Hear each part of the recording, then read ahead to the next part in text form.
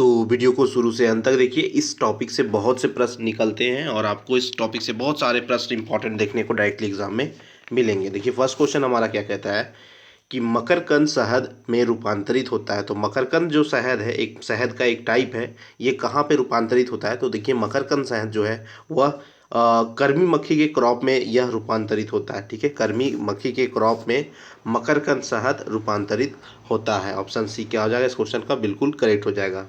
Next question देखिए कि दुधारू पशुओं में डर्मेटोबाइसिस किसके द्वारा होता है? तो देखिए दूध देने वाले जो भी पशु होते हैं उनमें डर्मेटोबाइसिस नाम की जो डिजीज़ है यह किसके द्वारा होती है? यह होती है तुंद मक्खी के लार्वा यानी कि तुंद मक्खी के मैगट के द्वारा। मैगट को लार्वा भी कहते हैं। तो तुंद मक्खी के लार्वा के द्वारा इन्हें जो है डर्मेटोबाइसिस नाम की बीमारी होती है। ठीक है, चलिए नेक्स्ट क्वेश्चन देखते हैं। नेक्स्ट क्वेश्चन है कि ओक रेशम कीट का वैज्ञानिक नाम क्या है? तो देखिए ओक रेशम कीट का वैज्ञानिक नाम है एंथेरिया असामा। एंथेरिया असामा को हम सब ओक रेशम कीट भी कहते हैं। तो ये रेशम कीट और उसके वैज्ञानिक नाम बहुत इंपॉर्टेंट है, हमेशा इससे प्रश्न पूछा जाता है, तो ज़रूर आप याद रखेंगे जितने भी इंपॉर्टेंट हैं। नेक्स्ट क्वेश्चन देख लेते हैं कि लाख प्राप्त होता है। तो लाख हमें किस चीज़ से प्राप्त होता है? तो हमें लाख प्राप्त होता है शरीर द्वारा स्रावित पदार्थों से। किससे? शरीर द्वारा स्रावित पदार्थों से हमें लाख प्राप्त होता है। ऑप्शन बी क्या करेक्ट है। नेक्स्ट क्वेश्चन देखिए कि किस मधुमक्खी में मोम की ग्रंथियां पाई जाती है? तो मोम की ग्रंथियां जो है वह सेवक मक्खी में पाई जाती है। ऑप्शन ए क्या हो जाएगा? करेक्ट हो जाएगा। सेवक मक्खी में जो है वह मोम की मधुमक्खी की में मोम की ग्रंथियां पाई जाती है। नेक्स्ट क्वेश्चन देख लेते हैं कि रेशम कीट कोकून बनाता है। तो देखिए रेशम कीट कोकून जो है वह लार ग्रंथियों के स्राव से बनाता है। लार ग्रंथियों के स्राव से जो है वह रेशम कीट क्या कोकून बनाता है। ऑप्शन बी क्या होगा? करेक्ट होगा। अच्छा नेक्स्ट क्वेश्चन क्या है कि टसर टसर रेशम हमें प्राप्त होता है। तो देखिए टसर रेशम जो है हम सब एंथेरिया मापेटिला नाम के जो इसका वैज्ञानिक नाम है, इससे हम लोग प्राप्त करते हैं क्या? हम लोग टसर रेशम। ऑप्शन सी क्या होगा? करेक्ट होगा। नेक्स्ट क्वेश्चन देख लीजिए, सही जोड़ा को यहाँ पे मैच करना है।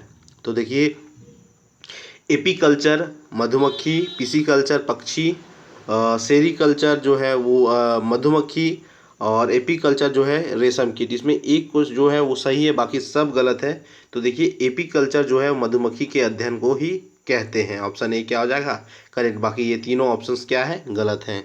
इसको हम बताएंगे अलग क्वेश्चन में, ये सब भी हम बताएंगे आपको। ठीक है, नेक्स्ट क्वेश्चन देखिए शहतूत रेशम कीट का जीवन चक्र पूर्ण होता है। तो शहतूत रेशम कीट जो होता है उसका जीवन चक्र कुल 45 दिन में पूरा होता है। ऑप्शन डी क्या हो जाएगा इसका? करेक्ट होगा।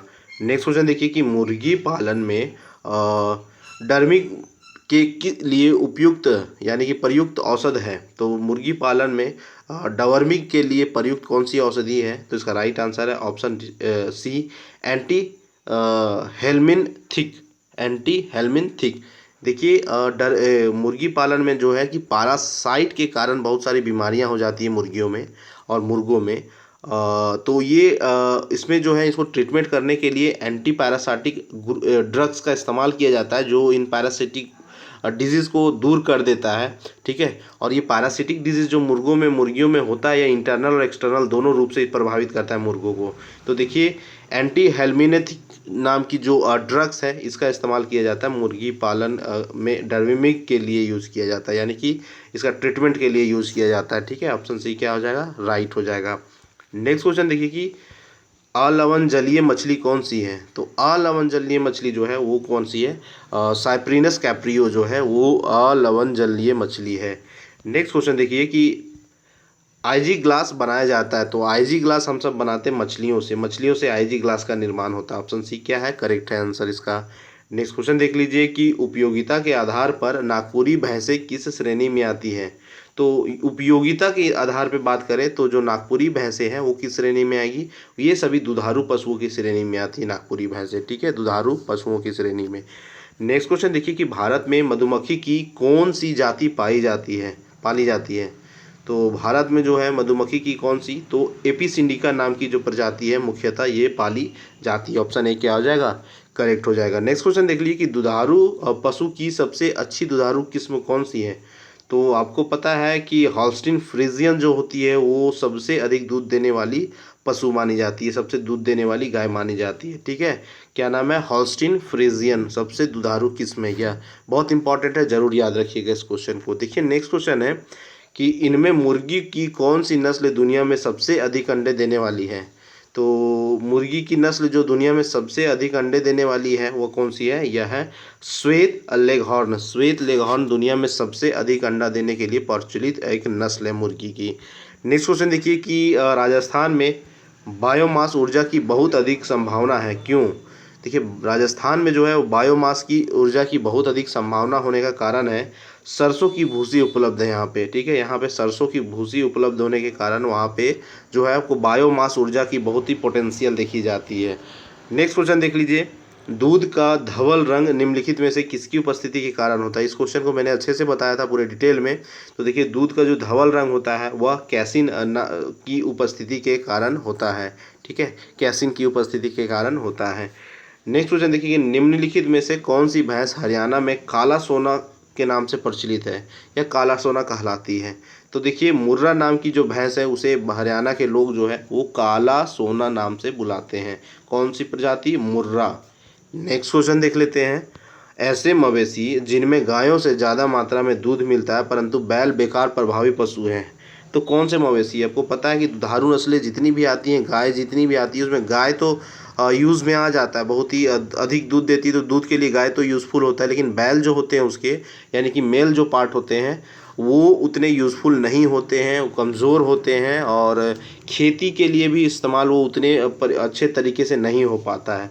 तो वैसे मवेशी कौन से हैं? ये दुधारू नस्लें जो होती हैं उनमें बैल जो है वो बेकार प्रभावी पशु माना जाता है। नेक्स्ट क्वेश्चन देखिए कि प्रकाश निष्प्रभावी पौधा है, तो इसका राइट आंसर जो है मटर। मटर जो है प्रकाश निष्प्रभावी पौधा है। नेक्स्ट क्वेश्चन कि सोयाबीन में टीकाकरण के लिए कौन संबंधित राइजोबियम है? तो सोयाबीन में टीकाकरण यानी कि वैक्सीनेशन के लिए जो है वो राइजोबियम जेपेनिका जो है वो यूज़फुल माना जाता है। ठीक है, ऑप्शन डी क्या हो जाएगा? राइजोबियम जेपेनिका वैक्सीनेशन के लिए यूज़ किया जाता है। कौन से प्लांट में? सोयाबीन में। नेक्स्ट क्वेश्चन देखिए, नील हरित शैवाल द्वारा निम्नलिखित में से किस फसल में नाइट्रोजन स्थिरीकरण किया जाता है? तो नील हरित शैवाल जो है उसके द्वारा जो है वो धान की फसल में जो है क्या किया जाता है? नाइट्रोजन स्थिरीकरण यानी कि नाइट्रोजन फिक्सेशन की प्रोसेस जो है वो की जाती है। नेक्स्ट क्वेश्चन देखिए कि शीत कोष्ठ भंडारित फल अधिक समय तक चलते हैं, क्यों? देखिए शीत कोष्ठ भंडारित फल जो है वो बहुत अधिक समय तक क्यों चलते हैं? क्योंकि श्वसन की दर घटा दी जाती है। ठीक है, यहाँ पे श्वसन की दर घटा दी जाती है, इसी कारण लंबे समय तक भी इसको हम कंजर्व करके रख सकते हैं। ऑप्शन सी क्या हो जाएगा? इसका करेक्ट आंसर हो जाएगा। नेक्स्ट क्वेश्चन देखिए, अम्लीय भूमि में प्रयोग के लिए उर्वरक है, तो अम्लीय भूमि में कौन सा प्रयोग के लिए उर्वरक कौन सा है? तो यह है सोडियम नाइट्रेट। सोडियम नाइट्रेट को एसिडिक जो क्षेत्र होता है, लैंड होता है, उसमें हम लोग इसको यूज़ करते हैं as a fertiliser, as a उर्वरक। नेक्स्ट क्वेश्चन देख लेते हैं कि भारत में सर्वाधिक क्षेत्रफल किस फल का है? तो भारत में सर्वाधिक क्षेत्रफल जो है वो आपको पपीता का देखने को मिलेगा इन चार ऑप्शंस में। नेक्स्ट क्वेश्चन है कि 2,4D ये क्या है? तो देखिए यह एक प्रकार का फर्टिलाइजर्स है, पतवार नाशी है। ठीक है, ऑप्शन सी क्या हो जाएगा? खर पतवार नाशी 2,4D। नेक्स्ट क्वेश्चन देखिए, निम्नलिखित में से किस पर गेहूं की चपाती बनाने का गुण निर्भर करता है? तो देखिए सूजी से आप रोटी बनाना चाहेंगे तो नहीं बनेगा। गेहूं की रोटी कैसे बन जाती है, इसमें कौन सा चीज़ इसमें हेल्पफुल होता है? तो देखिए ग्लूटीन नाम का जो पाया जाता है इसमें पदार्थ, उसी के कारण जो है वो गेहूं की चपाती की जो हम लोग रोटी बना पाते हैं गेहूं की।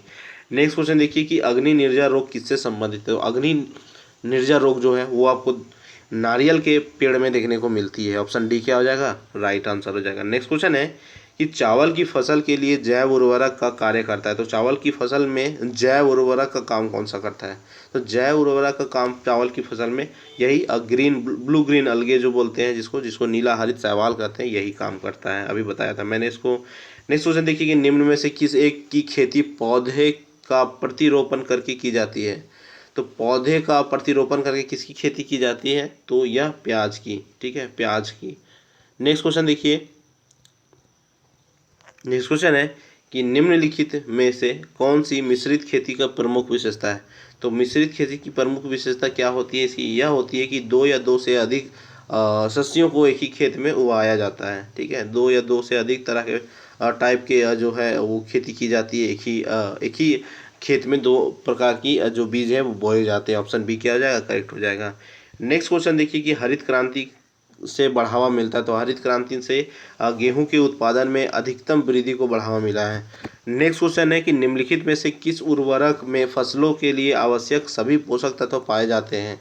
तो राइट आंसर है कंपोस्ट। ठीक है, कंपोस्ट में जो है वह उर्वरक में फसलों के लिए आवश्यक सभी पोषक जो है वो पाए जाते हैं। ऑप्शन डी क्या होगा, करेक्ट होगा। नेक्स्ट क्वेश्चन है कि मिट्टी की रचना सामान्यतः निम्नलिखित प्रक्रिया द्वारा होती है। तो मिट्टी की रचना जो है वो अपक्षय के द्वारा होती है। पत्थर, बड़े बड़े चट्टानों के अपक्षय के द्वारा जो है इसकी क्या होती है, रचना होती है। नेक्स्ट क्वेश्चन है कि हरित क्रांति के कारण निम्नलिखित फसलों में से किसकी उत्पादन में सर्वाधिक वृद्धि हुई थी। तो देखिए सबसे अधिक वृद्धि जो है वो गेहूं के उत्पादन में हुई थी हरित क्रांति आने के बाद। ऑप्शन बी क्या है, करेक्ट है। नेक्स्ट क्वेश्चन है निम्नलिखित में से खरीफ की फसल है, तो खरीफ की फसल कौन सी है, इसमें यह है बाजरा, ज्वार और मोठ। ये फरीस की खरीफ की फसल है ये तीनों। ठीक है, बाजरा, ज्वार और मोठ।